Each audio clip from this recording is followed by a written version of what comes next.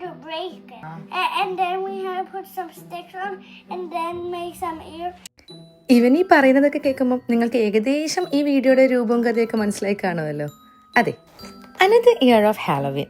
ഇത്തവണത്തെ പംകിൻ കാർവിങ്ങും ഇവൻ്റെ ഒറ്റ ഒരാളുടെ നിർബന്ധപ്രകാരം മാത്രമാണ് കേട്ടോ. പിന്നൊരു കാര്യം, ഇത്തവണ ഞങ്ങൾക്ക് യൂട്യൂബ് വീഡിയോസൊന്നും റെഫറൻസിന് എടുക്കേണ്ട ആവശ്യം വന്നില്ല. ഏകദേശം എല്ലാ ഐഡിയയും ആശാൻ്റെ കയ്യിലുണ്ടായിരുന്നു.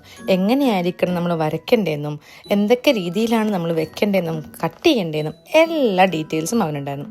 അതുകൊണ്ട് തന്നെ ഈ പംകിൻ കാർവിങ്ങിൻ്റെ ഭൂരിഭാഗം കാര്യങ്ങളിലും അവൻ്റെ ഒരു കയ്യൊപ്പുണ്ട്.